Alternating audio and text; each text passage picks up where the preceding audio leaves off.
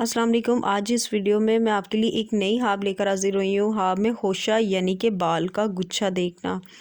جو لوگ ہاب میں بال کا گچھا دیکھتے ہیں، یا اپنے بالوں کا گچھا دیکھتے ہیں، یا کسی کے بالوں کا گچھا دیکھتے ہیں، یا بہت سارے بالوں کا ہاب میں گچھا دیکھتے ہیں، تو وہ یہی جاننا چاہتے ہیں کہ اس ہاب کی تعبیر کیا ہے۔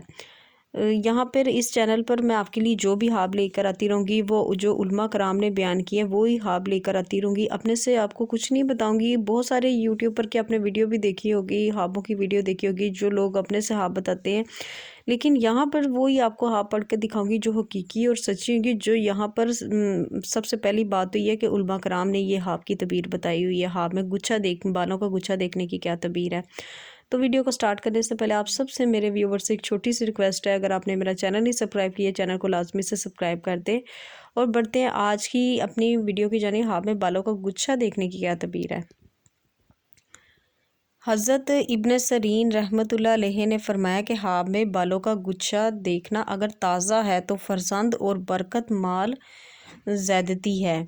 مطلب کہ حضرت ابن سیرین رحمۃ اللہ نے فرمایا کہ ہاب میں خوشہ دیکھنا، خوشہ یہ فارسی زبان کا لفظ ہے، اگر دیکھتے ہیں تازہ ہے، مطلب کہ بالوں کا گچھا تازہ ہے تو فرزند اور برکت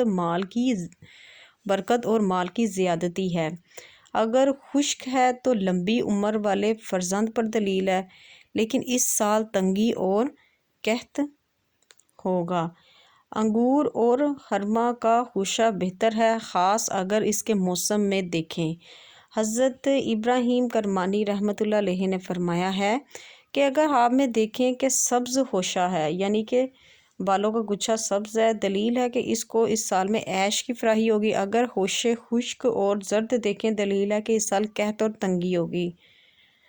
حضرت جعفر صادق نے فرمایا ہے کہ ہاب میں سبز خوشہ دیکھنا سبز خوشہ دیکھنا فرزندوں اور برکت پر دلیل ہے۔ فرمانے حق تعالی ہے، 7 بالیں ہیں اور ہر ایک بال میں آخر تک اور خشک خوشہ قحط ہے۔ آج کی جو ہاب کی تعبیر تھی یہاں تک تھی، تو امید ہے اگر کسی چیز کی میں سے کوئی لائن میں غلطی ہو گئی ہے تو میں آپ سب سے معافی کی مستحق ہوں۔ تو اپنا بہت زیادہ یاد رکھیے۔ آج کی اس ویڈیو کو یہاں پہ ختم کرتی ہوں۔ مجھے بھی دعاؤں میں یاد رکھیے۔ اللہ حافظ۔